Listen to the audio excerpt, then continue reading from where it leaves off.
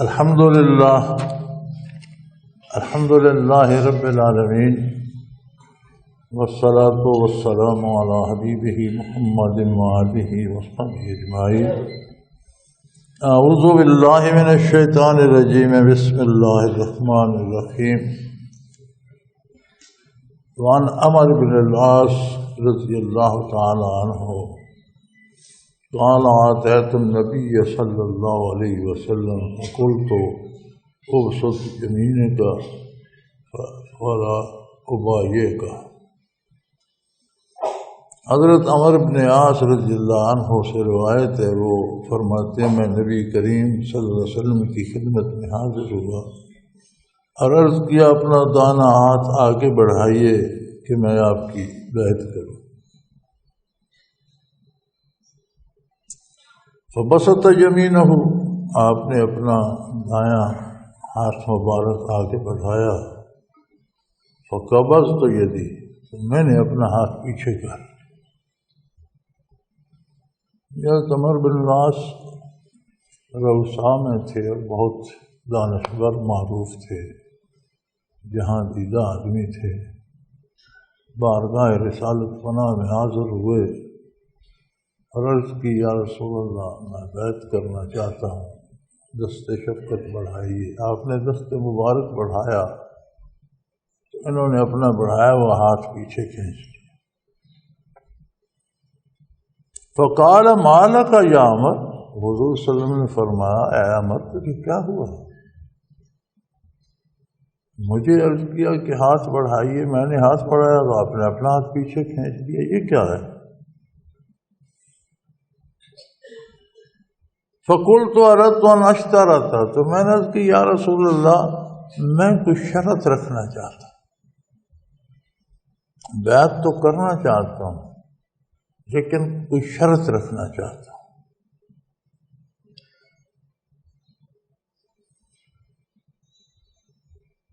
قال تشترط ماذا،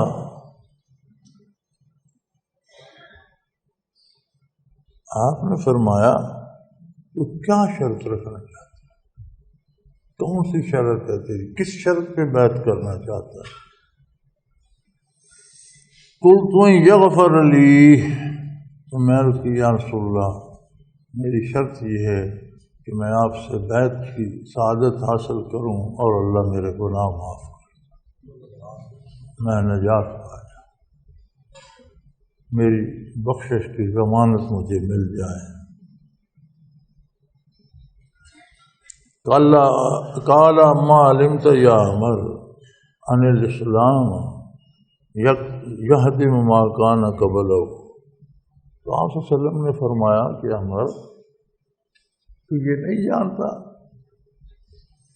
کہ جو اسلام قبول کرتا ہے تو اسلام جب آتا ہے تو اپنے آنے سے پہلے کے سارے گناہ مٹا دے۔ کوئی بھی جب اسلام میں داخل ہوتا ہے تو اس کے پہلے کتنے گناہ ہیں، کسی چھوٹے بڑے کی قید نہیں ہے، صغیرہ ہیں کبیرہ ہیں، کوئی جتنی برائیاں غلطیاں کوتاہیاں ہو چکی ہیں وہ ختم ہو جاتی ہیں۔ وَأَنَّ الْهِجْرَةَ تَهْدِمُ مَا كَانَ قَبْلَهَا، اور یقیناً جب کوئی ہجرت کرتا ہے تو وہ بھی اپنے سے پہلے کے سارے گناہ مٹا دیتی ہے۔ ہجرت کا معاملہ بھی بڑا عجیب ہے، کیونکہ یہ جو جسمانی ہجرت تھی یہ تو فتح مکہ مکرمہ تک رہی۔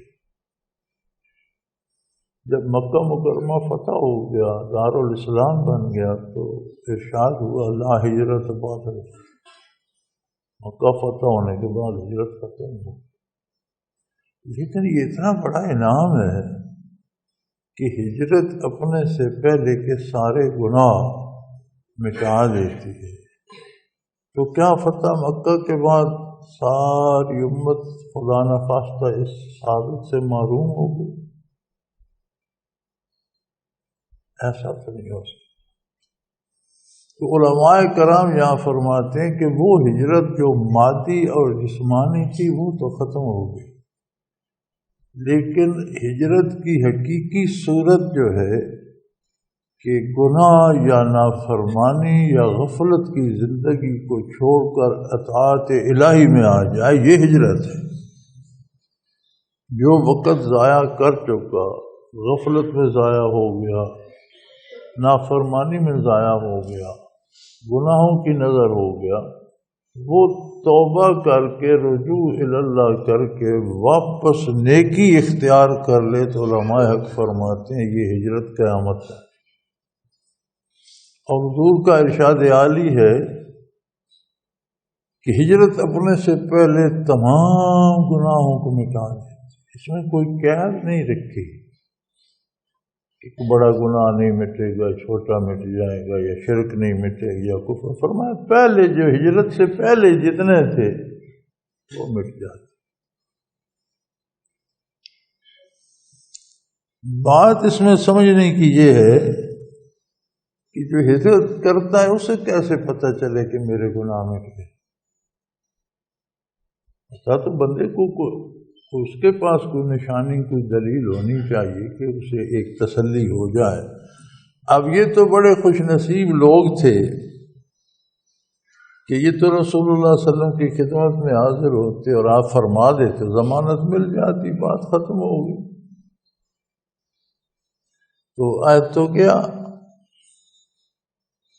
حضور صلی اللہ علیہ وسلم کے پردہ فرمانے کے بعد لوگ کیا کریں؟ کیا ہمیں آج 15ویں صدی میں ہمیں کون بتائے؟ علماء حق فرماتے ہیں کہ زخم لگے وہ بھر جائے، مندمل ہو جائے، پٹی کھول بھی دیں تو اسے ذرا سا بھی کوئی اس طرح دبائے تو درد ہوتا ہے۔ اگر کسی نے گناہ سے توبہ کی، اس کی ہجرت عند اللہ مقبول ہو گئی تو وہ زخم بھر گئے، لیکن پھر گناہ ہوگا تو وہ درد کرے گی جگہ۔ گویا ہمارے پاس دلیل یہ ہے کہ توبہ کے بعد گناہ کی کڑواہٹ محسوس ہو، غلطی ہو تو تلخی محسوس ہو کہ میں نے غلط کیا، مجھے نہیں کرنا چاہیے تھا، وہ کڑوی لگے۔ بتانے والا تو اب کوئی نہیں، لیکن اللہ کریم نے محروم نہیں رکھا، ہمارے اندر پیمانہ لگا دیا۔ یاد رکھیں جس کے گناہ معاف ہو جاتے ہیں اس کی دلیل یہ ہے کہ پھر اسے گناہوں سے نفرت ہو جاتی، نیکی سے پیار ہو جاتا۔ یہ دلیل ہے کہ پہلے گناہ معاف ہو گئے، زخم منزمل ہو گئے، لیکن پھر اس طرح کا بوجھ اٹھانا برداشت نہیں کرتے کہ وہ جگہ نرم ہے، اسے درد ہوتا ہے۔ تو الحمدللہ علماء حق کی رائے میں اللہ نے یہ دلیل بنا دی، اور ہر بندے کی اپنی دلیل اس کے اپنے پاس۔ آپ مجھ سے نہ پوچھنے آئے، میں آپ سے پوچھنے نہ جاؤں، یہ پیمانہ میرے آپ کے ہم سب کے اندر ہے کہ ہم کسی بری مجلس سے گزرتے ہیں، ہاں بیٹھنے کو دل کرتا ہے یا بھاگنا؟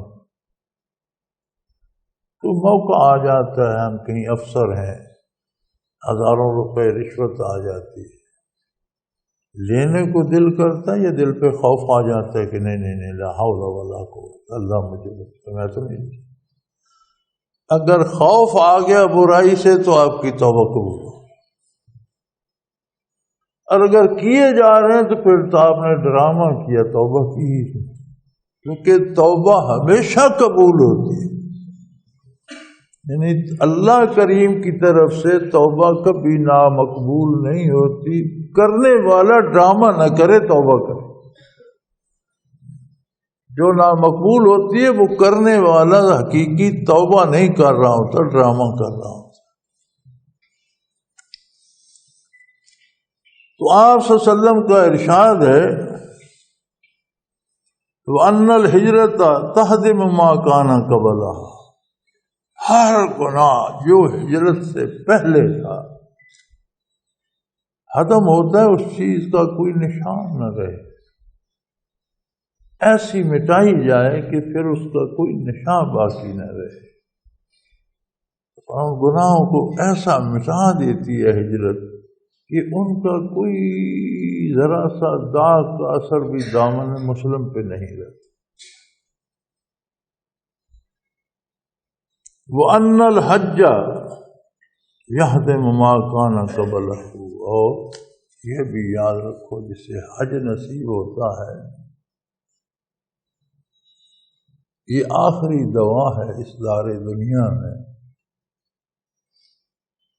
وہ کہتے ہیں لائف سیونگ ڈرگ، ایک انگریزی میں کہتے ہیں کہ اور کوئی علاج نہیں رہا، مریض مر رہا ہے تو ایک ایسا انجیکشن ہے کہ ہو سکتا ہے اس کی زندگی بچ جائے۔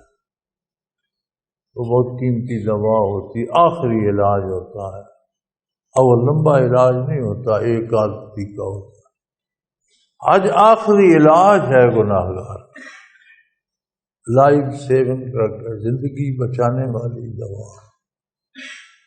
آپ صلی اللہ علیہ وسلم کا ارشاد ہے اور حق ہے، فرمایا حج پہلے سے سارے گناہ بخشا دے، مٹا دے، کوئی نشان نہیں۔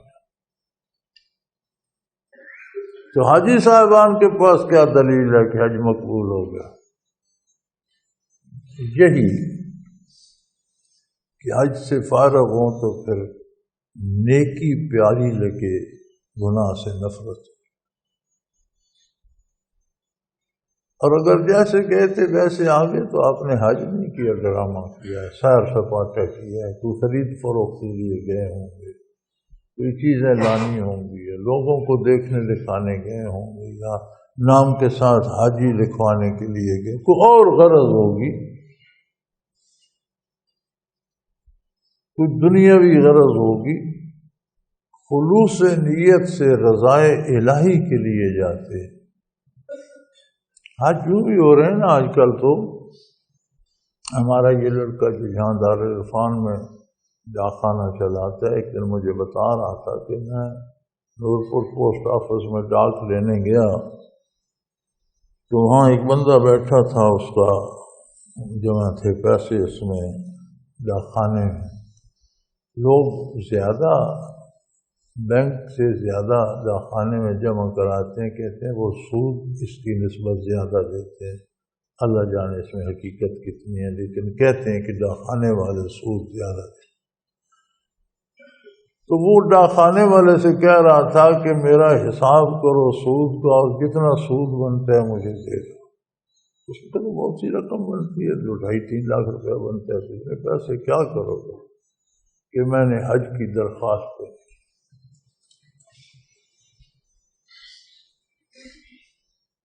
اب اگر ان پیسوں سے کوئی حج کرے گا تو گناہ کیا، ایک اور گناہ سدائے گا۔ نبی علیہ السلام نے فرمایا کہ ایک شخص آئے گا بڑے دور سے، پریشان حال، بال بکھرے ہوئے، سفر کی تھکاوٹ، بیت اللہ کا طواف کرے گا اور بڑے درد سے پکارے گا لبیک اللہم لبیک، اے اللہ میں حاضر۔ اسے کوئی جواب نہیں ملا۔ عرض کی یا رسول اللہ، دور دراز سے سفر بھی کرے گا، تھکا ماندہ آئے گا، پریشان حال، بکھرے بال، درد سے پکارے، جواب نہیں ملا۔ آپ نے فرمایا اس کا لباس حرام کا ہوگا، اس کی غذا حرام کی ہوگی، اس کے اخراجات حرام سے ہوں گے، اسے جواب نہیں۔ اور اگر اس طرح کے حاجی جیسے جائے ویسے آ جائے تو وہ تو ہونا ہی ایسا ہے۔ مفسرین کرام لکھتے ہیں حجاج کرام جو شیطانوں کو کنکریاں مارتے تھے تو وہاں سے کوئی نہیں اٹھاتا تھا، فرشتے اٹھا لیتے تھے۔ میں نے یہ بات اسرار التنزیل میں نقل کر دی۔ ہمارے ایک بزرگ ساتھی ہوتے تھے علاقہ غیر میں، بہت بڑے عالم تھے، بہت اچھے نیک آتے تھے، بہت بڑا مدرسہ چلاتے تھے، تو ان کا خط آیا کہ حضرت آپ نے تو یہ لکھ دیا، میں اس دفعہ اہلیہ سمیت حج پر تھا تو میں نے دیکھا رات کو سعودیہ کے ٹرک وہ کنکریاں اٹھا رہے ہیں، اتنی جمع ہو جاتی ہیں، تو آپ کہتے ہیں فرشتے اٹھا رہے ہیں۔ تو میں نے انہیں جواباً لکھا کہ میں نہیں کہتا، میں نے تو متقدمین کی روایت نقل کی ہے کہ حضرات یہ فرماتے ہیں، لیکن اس روایت میں یہ ہے کہ حاجیوں کی کنکریاں فرشتے اٹھائیں، جو سیر سپاٹے کے لیے گئے ہیں ان کی کنکریاں تو سعودیہ کے ٹرک کی اٹھائیں۔ اب اللہ جانے جو 30 لاکھ بندہ وہاں تھا ان میں حاجی کتنے تھے، حج کے لیے کتنے لوگ گئے تھے۔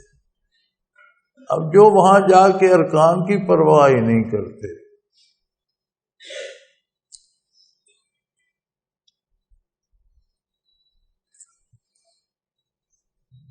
8 ذی الحج کی فجر کی نماز حرم شریف میں پڑھنا عام ترین سنت ہے، حج کی فرض نہیں ہے، لیکن فرض کے قریب قریب سنت۔ 7ویں کو نکل جاتے ہیں کہ مینا میں اچھی جگہ قابو کر لیں، پھر لوگ عام آ جائیں گے، اپنا خیمہ وہاں لگا۔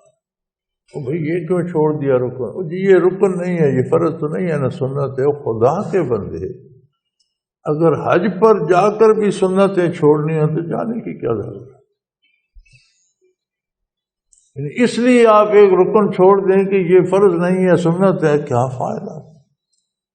وہاں تو نفل بھی نہیں چھوڑنے چاہیے۔ ایک سجدہ 1 لاکھ سجدے کے اجر کے برابر ہے۔ اگر یہ روپے پیسے ہوتے تو آپ چھوڑ دیتے، دنیا مل رہی ہوتی تو کون کیا یہ تیری تنخواہ ہے، یہ لے لے، یہ انعام ہے، یہ نہ لے۔ کوئی ہے جو کہتا میں نہیں لیتا؟ نفل تو انعام ہوتا ہے نا۔ تو کوئی کہے تیری تنخواہ تو 50,000 ہے، لے لے، یہ 5 لاکھ انعام کے ہیں، چل تو نے کیا کرنے، چھوڑ رہنے دے، تو وہ تو جان دے دے گا، کہے گا میرا تو صرف آخرت کے لیے اتنی فیاضی ہے کہ ضرورت نہیں۔ اگر کسی کے ذہن میں یہ بات آ گئی کہ مجھے سنت کی ضرورت نہیں، تو اگر وہاں یہ بات آ گئی کہ ہمیں تمہاری ضرورت نہیں، پھر کیا؟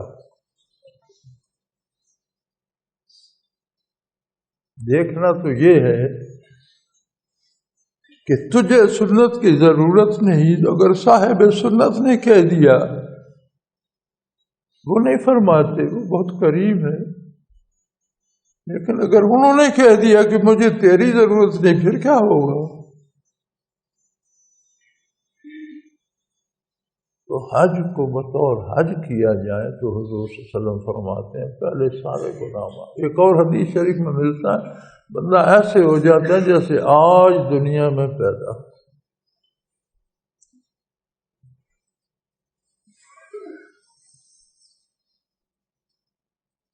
یہ مسلم شریف کی روایت ہے،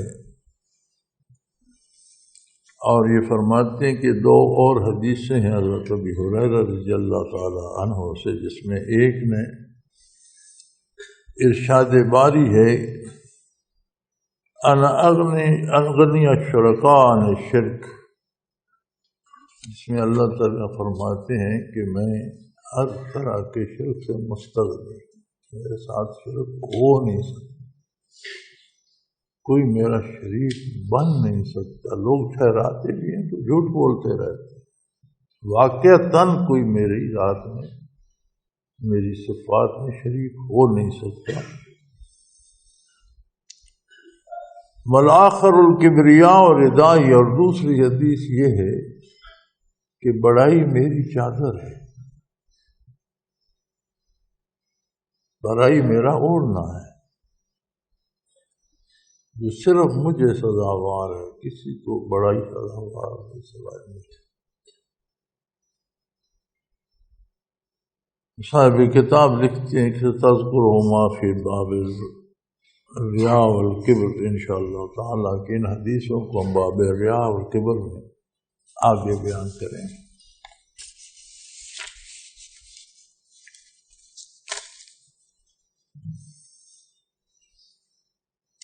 عن معاذ بن جبل قال قلت یا رسول اللہ اخبرنی بعمل يدخلني الجنہ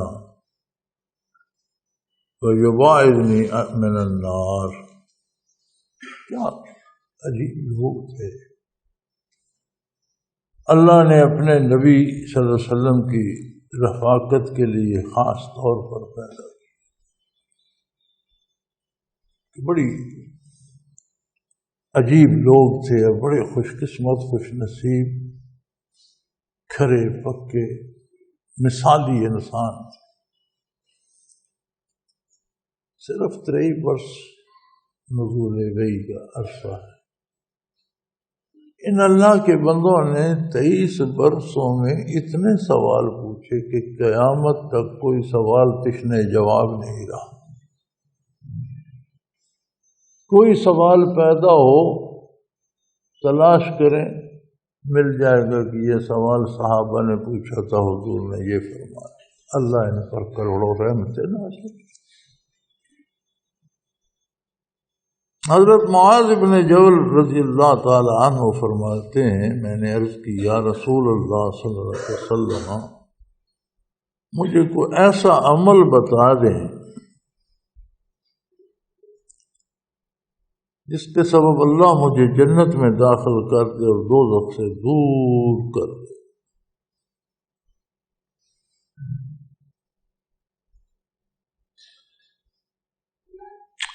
آپ صلی اللہ علیہ وسلم نے فرمایا قال لقد سألت عن امر عظیم. آپ نے فرمایا تو نے بہت بڑی بات پوچھی، بہت بڑا، بہت گہرا، بہت اہم سوال کر. اگر جنت کا داخلہ یقینی ہو جائے، دوزخ سے نجات ہو جائے تو اور انسانی زندگی ہے کیا؟ یہ تو ساری زندگی کا مسئلہ ہی حل ہو گیا. بہت بڑی بات پوچھی لیکن فرمایا وَإِنَّهُ يَسِيرٌ عَلَى مَنْ يَسَّرَهُ اللَّهُ عَلَيْهِ. بہت بڑی بات ہے لیکن جس پہ اللہ آسان کر دے بڑی آسان ہے. بڑی اہم بات ہے، بہت بڑی بات پوچھ لیا آپ نے لیکن جس پہ اللہ آسان کر دے آسان ہے. یہی میں عرض کیا کرتا ہوں نا، ہمارے مقررین حضرات کا رویہ ہے وہ جی دین بڑا مشکل ہے دین. میں کہتا ہوں دین سب سے آسان. جنت کا راستہ سب سے آسان ہے، محنت کر کے دوزخ جانا پڑتا ہے. زمانے کی سختیاں برداشت کر کے دنیا کے دکھ اٹھا کر کڑی محنت کر کے بندہ دوزخ پہنچتا ہے. چور مشقتیں ذلتیں برداشت کرتا ہے، ڈاکو قاتل بدکار شرابی زانی، یہ دوزخ والے سارے کام ان کے ساتھ دنیا کی مصیبتیں اور دنیا کی لعنتیں اور دنیا کے ہر طرح سے سختیاں بھی تو ان کے ساتھ ہیں بھائی. اور الٹی بات کرتے ہیں، کہتے ہیں یہ دین مشکل. تو یار یہ بدمعاشی مشکل ہے یا دین مشکل؟ دین چھوڑ کر جینا مشکل ہے. دوزخ جانے کا راستہ اللہ کریم نے بڑا مشکل بنایا، لوگ بڑی محنت کر کے وہاں پہنچتے ہیں. جنت کا کیا ہے؟ ایک توبہ چند آنسو سرد آہ. اے خدا تجھ کو منانا کس قدر آسان.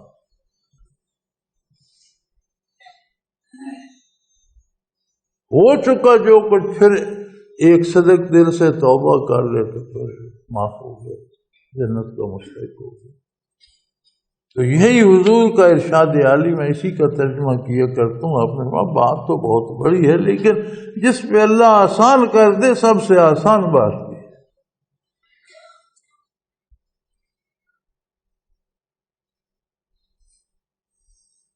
فرمایا تعبد اللہ ولا تشرک بہ شیئا.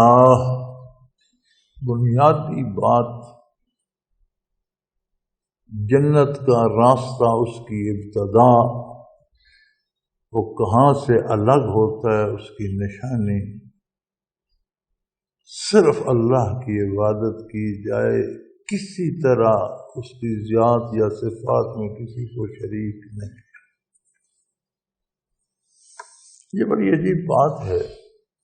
گناہگار سے گناہگار مسلمان کسی بندے کی عبادت تو نہیں کرتا، کسی بندے کے سامنے سجدہ نہیں دیتا، اس کے لیے نماز نہیں پڑھتا، تو پھر یہ آپ کے ارشاد عالی کا مفہوم کیا ہے؟ عبادت کسے کہتے ہیں؟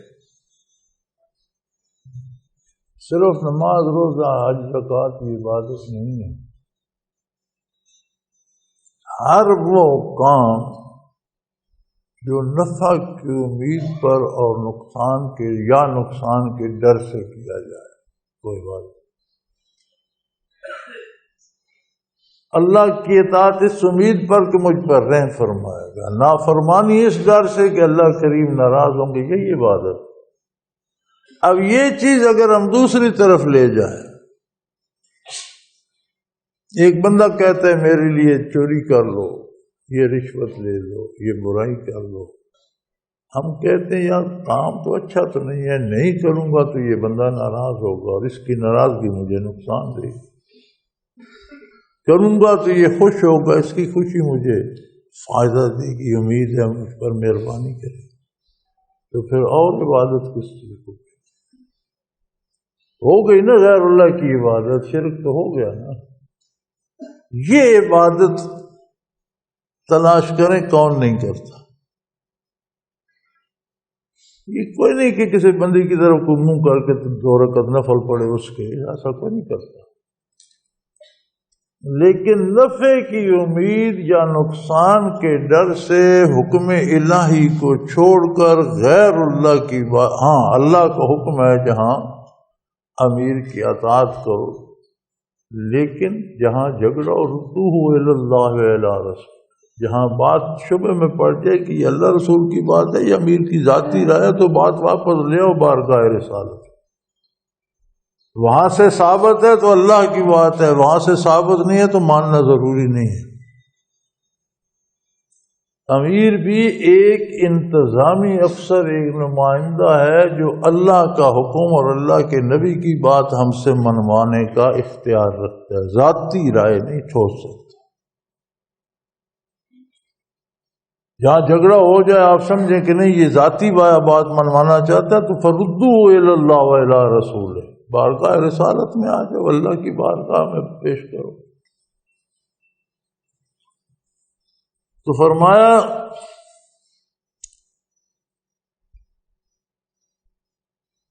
تعبد اللہ ولا تشرک بہ شیئا، اللہ کی عبادت کر، اس کی ذات، اس کی صفات میں کسی کو شریک نہ، کسی دوسرے کی عبادت نہ کر۔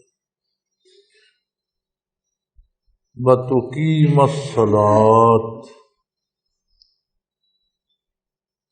یہ تو راستہ متعین ہو گیا، اب اس پر چلنا کیسے؟ فرمایا اس کے قدوم ہے، نماز کو قائم رکھ، فجر، ظہر، عصر، مغرب، عشاء، تو فاصلہ طے کرتا جا، تو چل رہا ہے۔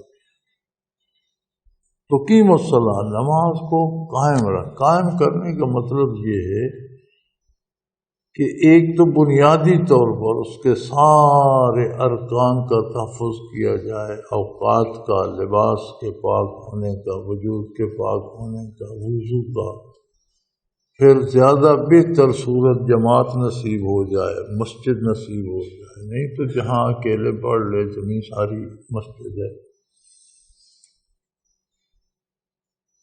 اور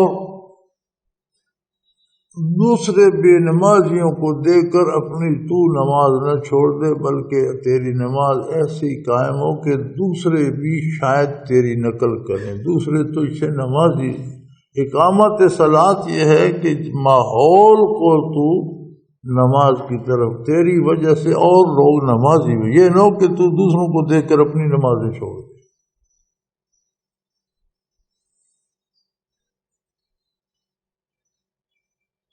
وَتُؤْتِ الزَّکَاۃَ،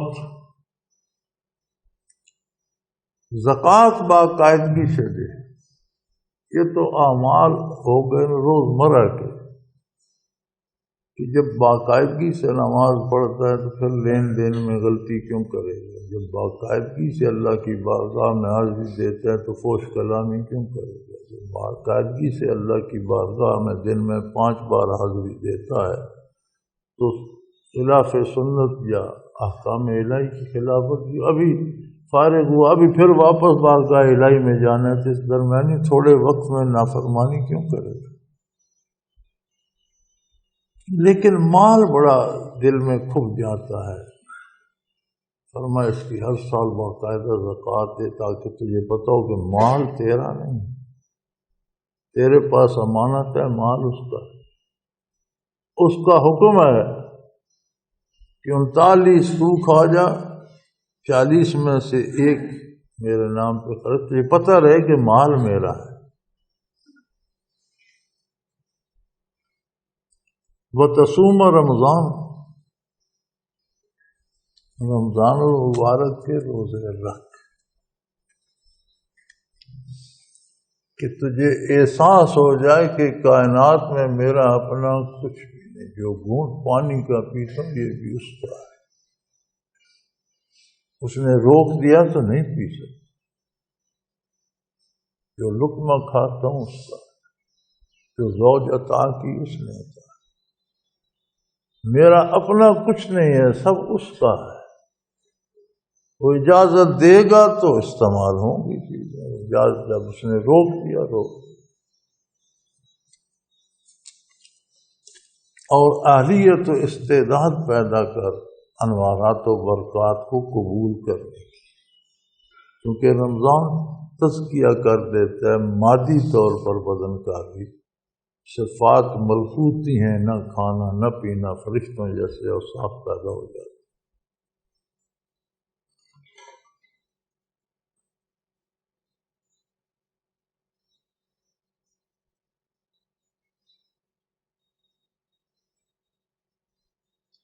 وتحج البیت، پھر اگر حج فرض ہو تو حج۔ یہ سارے کیا ہیں؟ یہ سفر طے ہو رہا ہے، جنت کی طرف بڑھ رہا ہے، ان میں کوئی سواری ہے، کوئی اس کے اجزاء ہیں، کوئی اس میں تیل ہے، کوئی اس میں پیٹرول ہے، کوئی اس کا ڈرائیور ہے۔ اب ان میں سے اگر ایک پہیہ پنچر ہو گیا تو بھی مزہ نہیں آئے گا، اور اگر اس میں تیل ختم ہو گیا تو بھی بات نہیں بنے گی، اگر ڈرائیور آپ نے اتار دیا تو بھی کام ادھورا ہوگا۔ حضور نے فرمایا یہ سارے ارکان پورے ہوں گے تو پھر سفر طے ہوگا۔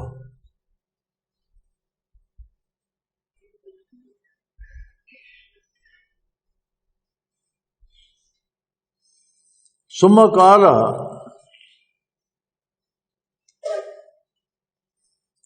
الا ادلک علی ابواب الخیر،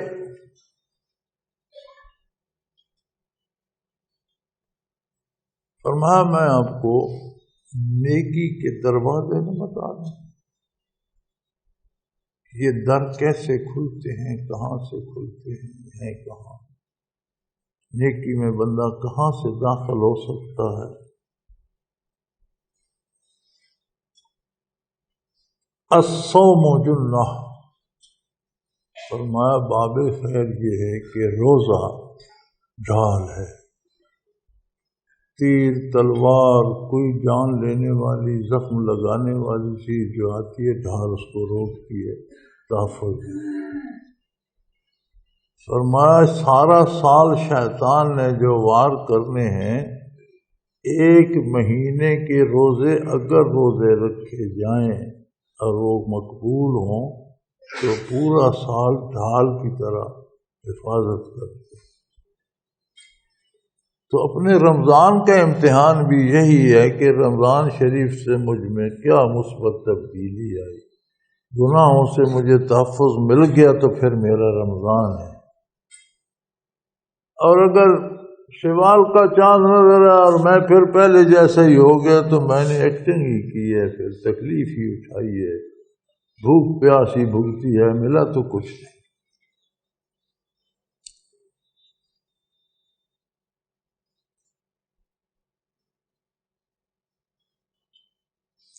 بس صدقۃ تطفی الخطیۃ کما یطفی الماء النار، اور یہ تو فرائض ہے۔ آدمی جو صدقہ کرتا ہے نفلی عبادت، ہم کہتے ہیں یہ تو سنت ہے چھوڑ دو، جو سنت چھوڑ دیتے ہیں اس کے لیے نفل کی حیثیت کیا؟ تو صدقہ تو نفل ہے۔ فرمایا صدقہ گناہوں سے اس طرح بچاتا ہے جیسے پانی آگ پر ڈالا جائے تو آگ کو بجھا دے۔ جو نفل بھی اتباع رسالت میں ادا کیا جاتا ہے۔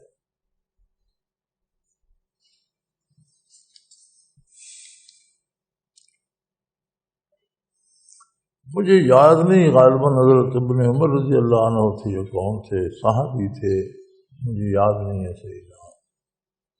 حج پر تشریف لے جا رہے تھے، اونٹ پر سوار تھے، راستے میں ایک جگہ سے گزرے تو اس طرح پالان کے ساتھ لگ گئی، تو صاف خالی پلین جگہ تھی۔ تو ساتھیوں نے پوچھا کہ حضرت آپ نے کیوں ایسا، کوئی تکلیف ہوئی ہے یا کوئی درد ہوا ہے کہیں، کیوں ایسا؟ میں نبی کریم صلی اللہ علیہ وسلم کے ساتھ میں نے مدینہ منورہ سے مکہ مکرمہ کو سفر کیا، حضور اونٹ پر سوار تھے، اس جگہ ایک درخت ہوتا، جب آپ کی سواری اس کے نیچے سے گزری تو حضور ایسے ہو گئے تھے۔ انہوں نے کہا اب تو یہاں کوئی درخت نہیں ہوگا، درخت ہو نہ ہو حضور کی ادا تو ہے، درخت نہیں تو کیا ہوا، جگہ تو وہی ہے، سواری میرے پاس وہی ہے، تو جب حضور نے ایسا کیا تو میں کیوں نہ کروں، حضور کی ادا تو ہے۔ میاں جب تعلق ہوتا ہے، رشتہ ہوتا ہے، تو بندہ ایک ایک ادا پہ بھی جان دیتا ہے۔ کون پوچھتا ہے، فرض فرض ہے، سنت سنت ہے، نفل چھوڑے نہیں جا سکتے۔ جب چھوٹنے لگ جائیں تو سمجھو تعلق میں کمی آ رہی ہے۔ فرائض کو قائم رکھنے کے لیے، سنن کو قائم رکھنے کے لیے نفل ہی بنیاد فراہم کرتے ہیں۔ جب آپ نفل نہیں چھوڑتے تو اللہ سنت پر اور فرض پر عمل کی توفیق عطا کرتے ہیں۔ یہ 3 دیواریں ہیں اس کے لیے۔ فرض سب سے اندر محفوظ تر دیوار ہے، اس کے بعد سنت کی دیوار ہے، اس کے بعد نفل باہر کی دیوار ہے۔ شیطان حملہ کرتا ہے، لڑائی نفلوں پہ ہوتی ہے۔ وہ کہتا ہے چھوڑ یار یہ نفلوں والا کیا ہے، بندہ کہتا ہے پڑھوں گا، تو جنگ وہاں رہتی ہے، سنت فرض محفوظ رہتی ہے۔ اگر بندہ اس کی بات مان لے بخیر ہے، نفل کا کیا ہے، تو ایک قلعہ تو گیا۔ اب جنگ دوسری دیوار پہ آ جائے گی، سنت پہ ہوگی، وہ کہے گا چھوڑ یا آپ کو فرض تو نہیں ہے نا، سنت ہی ہے، کیا ہوا کی نہ۔ اگر یہاں بھی ہار گئے تو پھر وہ کہے گا کیا فرض لیے پھرتے، اب تو جنگ اس پہ آ گئی نا۔ تو کیوں نہ نفلوں پہ مقابلہ کیا جائے۔ کوئی ایسا قلعہ نشیں ہے جو اپنی ایک دیوار دشمن کو دے دے؟ جیتے جی تو نہیں دے گا، اس بے بس ہو جائے، اسے شکست ہو جائے، اس کی سپاہ ماری جائے، کمزور ہو جائے، وہ جیت لے اپنی، تو ہم کیوں نفل چھوڑ دیں؟ الا اللہ۔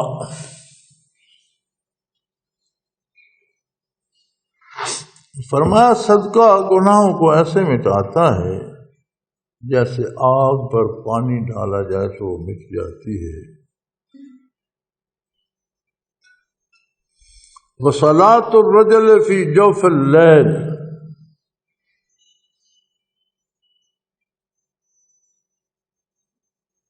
اور پھر رات کی نماز، بندہ رات کو تہجد ادا کرے، نوافل پڑھے۔ مخلوق محو خواب ہو،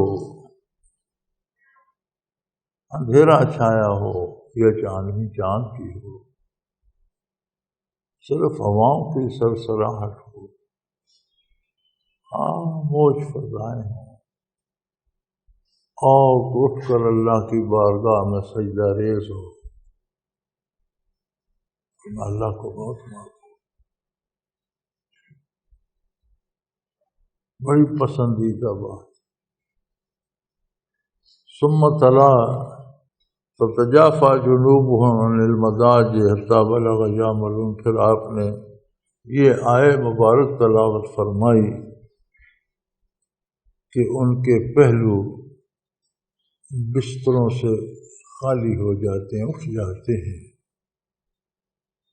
حتیٰ کہ آپ یعملون تک پہنچے، یعنی پوری آیت آپ نے تلاوت فرمائی۔ ثم قال، اور پھر ارشاد فرمایا، الا ادلک براس الامر وعمودہ وذروۃ صنامہ، میں تمہیں اس کی چوٹی، اس کا سرا، اس کا کمال، اس بات کی کہ نجات ہو جائے، اللہ جنت عطا کرے اور دوزخ سے دور، آگ سے دور کر دے، اس کی کمال، اس کی انتہا، اس کی چوٹی، وعمودہ، اس کا سرا، وصنامہ، او بلند کوہان، اس کی بلند چوٹی، اونٹ کی کوہان کو کہتے ہیں، اس کے وجود میں سب سے بلند ہوتی ہے، تو اس کی بلند ترین چوٹی اس بات کی نہ بتا دوں؟ قلت بلا یا رسول اللہ، یا رسول اللہ بے شک، ارشاد فرمائیے۔ فرمایا راس الامر الاسلام، فرمایا سب سے چوٹی کی بات اسلام کا دامن پکڑ لو اور چھوٹنے نہ پائے،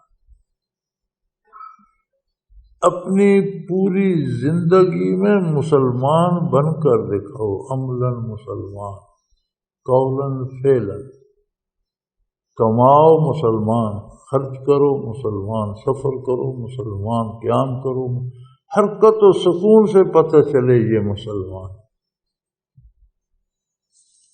حضرت رحمۃ اللہ سے کسی نے یہ عرض کی کہ حضرت اہل اللہ تو چیدہ چیدہ لوگوں کو اور بڑے پڑھے لکھے عالم جو دینی علم جانتے ہوتے تھے اور بڑے باعمل ہوتے تھے، ان کو سلوک سکھاتے تھے، باقی مریدوں کو تسبیحات وغیرہ بتا دیتے تھے، یہ تو قیمتی چیز ہے، آپ ہر بندے کو سکھانا شروع کر دیا آپ نے، یہ کیا ہوا؟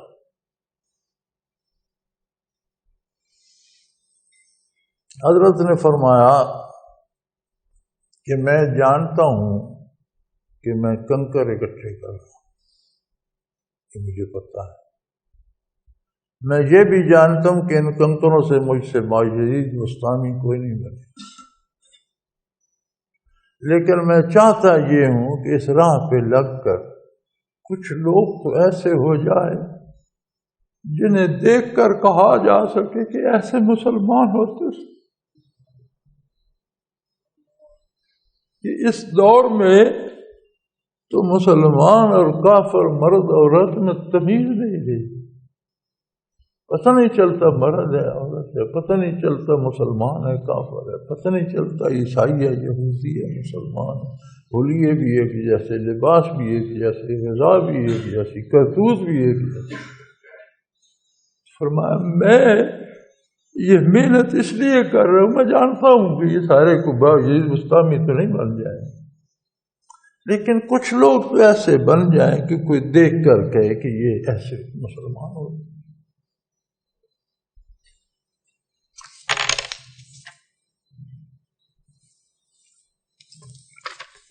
اللہ فرمایا اس کی چوٹی اسلام ہے، وعمودہ الصلاۃ، اور اس کا عمود اور ستون، اسے قائم رکھنے والی بات نماز۔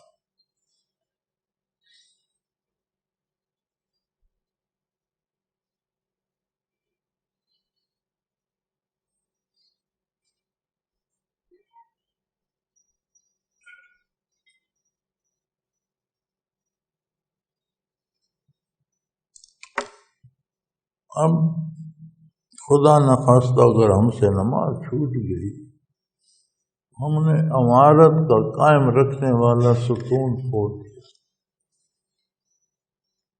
اسلام امارت ہے نا، اسلام گھر ہے.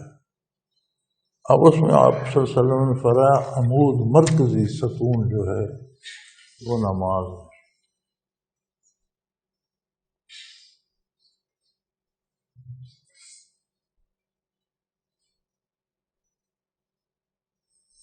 وَذَرْوَةُ صَنَامِهِ الْجِہاد، اور انتہائی کمال اس کا، انتہائی چوٹی جہاد. جہاد کیا ہے؟ یہ جہد سے مشتق ہے. جہد کہتے ہیں محنت کر کے کسی کام کو کرنے کو، مشقت سے کرنے کا کام، جس کے لیے کوشش کرنی پڑے، محنت کرنی پڑے، زور لگانا پڑے. ایک صورت جہاد کی ہے جہاد بالسیف، جو میدان کارزار میں لڑا جاتا ہے. اس کی صورت معین ہے. جس ادارے کو آپ حکومت کہتے ہیں، جس کو آپ نے ملک کا انتظام چلانے کا ذمہ دار ٹھہرایا، یہ اس کی ذمہ داری ہے کہ وہ فیصلہ کرے کہ کب لڑنا ہے، کس کے خلاف لڑنا ہے، کیوں لڑنا. جہاد کے لیے یہ جہاد نہیں کہ جو اٹھے بندوق لے کر دوسرے کو گولی مار دو کہ میں جہاد کر رہا ہوں. یہ جہاد نہیں، یہ فساد ہے. لیکن یہ جہاد تب فرض ہوتا ہے جب ریاست اسلامی کو کسی کافر ریاست سے خطرہ لاحق. یہ جو کہا جاتا ہے نا کہ اپنے اقتدار میں ہر کوئی ایسا ہی کرتا ہے. جب مسلمانوں پہ اقتدار تھا تو انہوں نے بھی معلوم دنیا کے 3 حصے روند ڈالے تھے. اگر آج امریکہ روند رہا ہے تو کیا فرق پڑتا ہے؟ ایسی بات نہیں ہے. مسلمانوں نے دنیا نہیں روندی تھی. اسلامی ریاست صرف مدینہ منورہ تھی. جس سے مکہ والوں سے خطرہ محسوس ہوا، مکہ مکرمہ فتح ہو. کیسر و کسریٰ کی فوجیں سرحدوں پر آ گئیں، کیسر و کسریٰ کی حکومتیں فتح ہو. جو کافر حکومت اسلامی ریاست کے لیے خطرہ بنتی گئی، اس کے ساتھ جہاد ہوتا گیا. امیر ریاست کے حکم پر، امیر المومنین کے حکم پر، اور اللہ کی شان وہ مسلمانوں کو فتح دیتے چلے گئے. حتیٰ کہ ایک وقت ایسا آیا کہ جرنیلوں نے سیدنا فاروق اعظم رضی اللہ عنہ سے پوچھا کہ 7 کی ریاست پہ حملہ کر دیں. انہوں نے فرمایا کیا یہ ہماری ریاست کے لیے خطرہ بن رہے ہیں؟ کہ ان کی ضرورت کیا ہے؟ فرمایا کیوں حملہ کر دیں؟ ہم دفاعی جنگ لڑتے ہیں، کسی پر زیادتی نہیں، کسی کا ملک چھیننے کے لیے نہیں، کسی پر مسلط ہونے کے لیے نہیں. تو مسلمانوں نے روندا نہیں، اپنے دفاع میں آگے بڑھتے گئے. جو خطرہ بنا اسلامی ریاست کے لیے اس سے مقابلہ کرتے گئے. تو جہاد یہ ہے کہ جہاں ایسی صورت ہو تو وہ ادارہ جو امیر ہے، جو حاکم ہے، جسے آپ حکومت کہتے ہیں، وہ فیصلہ کرے، پھر وہ صورتیں متعین کرے، وہ اہتمام کرے، وہ اخراجات دے، وہ اسلحہ دے، وہ سواری دے، وہ تربیت دے. یہ فساد ہے. جس کا دل چاہے اٹھے اور جس کو جانتے نہیں گولی مار کے میں جہاد کر رہا ہوں. یہ جو گھر گھر دہشت گردی ہو رہی ہے، جہاد نہیں، یہ فساد. اور یہ جہاد وقتی ضرورت ہے. ایسی صورتحال پیدا ہو تو ہوگا. تو ایک بندہ پیدا ہوتا ہے، اس کے مرنے تک یہ صورتحال پیدا ہی نہیں ہوتی، تو وہ جہاد کہاں کرے؟ کیونکہ سب کا کمال تو جہاد ہے. تو حضور اکرم صلی اللہ تعالی علیہ وسلم ایک غزوہ سے واپس تشریف لائے تو آپ نے فرمایا رجعنا من الجہاد الاصغر الى جہاد الاکبر، او کما قال رسول اللہ صلی اللہ علیہ وسلم. فرمایا چھوٹے جہاد سے تم واپس آ کے بڑے جہاد کی طرف، بڑا جہاد شروع ہو گیا. یعنی پوری زندگی کو اسلام کے مطابق ڈھالنا، بے دین معاشرے، بے دین رسومات، شیطان اور شیطانی معاملات کا مقابلہ کرنا، یہ جہاد اکبر ہے. وہ جہاد اصغر ہے. اس کی باری آتی ہے تو ایک بدکار بھی بھڑک اٹھتا ہے اور جذباتی طور اس میں شامل ہو جاتا ہے، جان بھی دے جاتا ہے۔ اور بات ساری زندگی سوچ سمجھ کر ڈٹ جانا، نہ ڈرنا کہ نقصان ہوگا، نہ ڈرنا مارا جاؤں گا، نہ ڈرنا کیا ہوگا، نہیں، میں دین پہ قائم رہوں گا، اس کے باہر نہیں جاؤں گا۔ فرمایا یہ اس کا انتہائی کمال ہے۔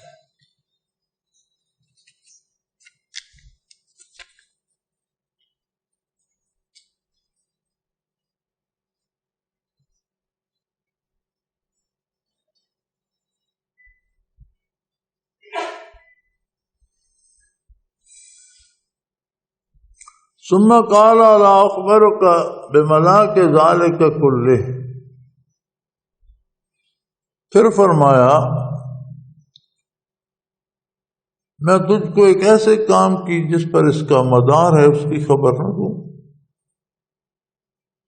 اس سب کا جس پہ مدار ہے، جو سب کی بنیاد ہے، جو ہٹ جائے تو یہ ساری عمارت گر جائے، میں وہ نہ بتا دوں تمہیں؟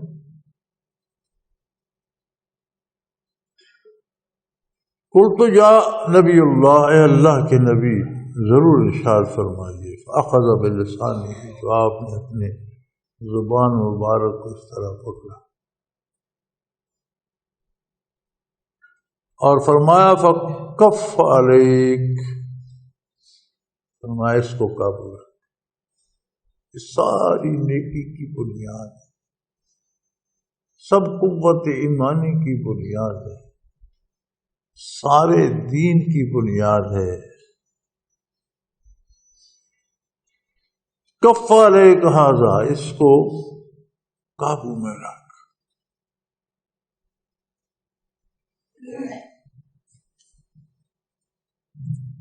یہ عجیب لوگ تھے، انہوں نے پھر عرض کی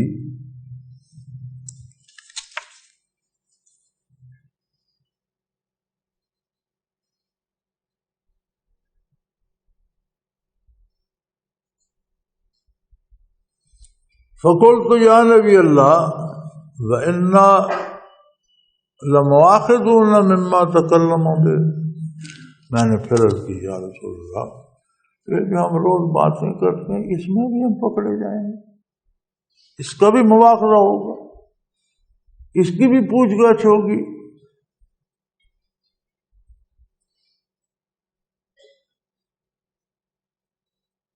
قال تکلت کا اموں کا یا معاذ، یہ عربی محاورہ ہے، تیری ماں تجھ پر روئے اے معاذ۔ هل يكب الناس في النار على وجوههم او على مناخرهم الا حصائد السنتهم، کہ لوگ منہوں اور ناکوں کے بل جہنم میں کیوں گرائے جائیں گے؟ ان کی زبان کی وجہ سے۔ ہر برائی کی بنیاد یہ فراہم کرتی ہے، ہر لالچ کی بنیاد یہ فراہم کرتی ہے، ہر گناہ کی بنیاد ابتدا اسی سے۔ تو اگر نیکی کو قائم رکھنا چاہتے تو اس کو قابو کرو، اس سے غلط بات نہ نکلے، یہ کسی کے لالچ میں آ کر حرکت نہ کرے، کسی دنیاوی غرض سے حرکت میں نہ ہے، جھوٹ نہ بولے، کسی کو گالی نہ دے، کسی کی توہین نہ کرے، کوئی غلط جملہ ادا نہ کرے، ورنہ یہ نہیں کہ وہ ایک جملہ چلا گیا، وہ ایک مزاج بن جاتا ہے، اس کا ایک اثر ہوتا ہے، پوری فضا میں بھی ہوتا ہے اور اپنی ذات پر بھی۔ آپ کسی بڑی جھیل میں بھی ایک کنکر پھینکتے ہیں تو وہ لہریں کناروں تک جاتی ہیں، خواہ چھوٹی چھوٹی، ایک حرکت آتی ہے۔ ہم جو کلمہ کہتے ہیں پوری فضا میں حرکت آتی ہے، جنبش آتی ہے، وہ کائنات میں پھیلتا ہے، اس سے ذرا ذرا متاثر ہوتا ہے، کھیتیاں باڑیاں، جانور، حیوان، فضا، ستارے، چاند، سورج تک اس کا اثر جاتا ہے، تو جب اتنی دور اس کا اثر جاتا ہے تو جو ہم اس کے کرنے والے یا مرکز ہیں ہم پر کتنا آتا ہوگا، اس کی وجہ سے ہمارا مزاج بنتا ہے نیک یا بد۔ حضور اکرم صلی اللہ علیہ وسلم نے اپنی زبان مبارک کو اس طرح پکڑ کر فرمایا اس کی حفاظت کر، اس کو محفوظ، اس کو قابو رکھ۔ یہ ساری نیکیوں کی بنیاد۔ اگر تیری زبان نامناسب ناروا ہو جائیں گی، تیرا مزاج بدل جائے گا، تیری عبادات خراب ہوں گی، تیرے معاملات خراب ہوں گے، تیرے تعلقات خراب ہوں گے۔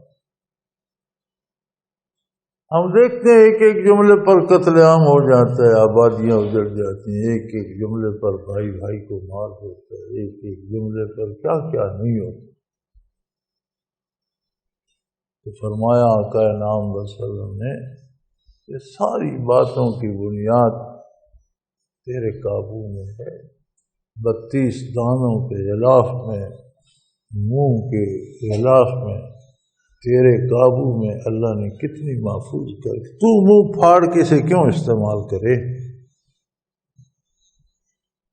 اس قادر کریم نے اتنی حفاظت سے ایک ایسے صندوق میں بند کر کے تجھے دی ہے، تو تو اس سے ضرورت کا کام لے، نیکی کی بات کر، اللہ کی عظمت بیان کر، مخلوق کو سچ بتا، انصاف کی بات کر، یہ تو درست۔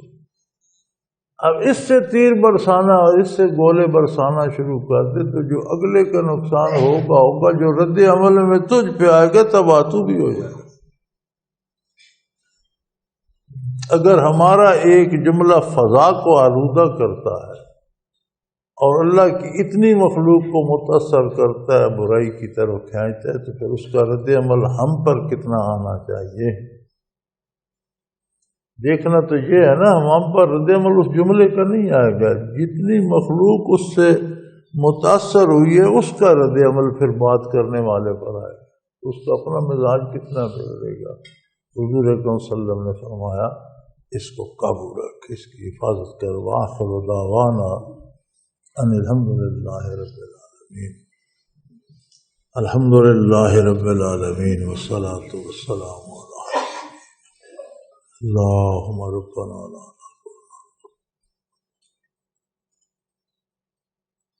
اللہم ربنا لا تسلط علینا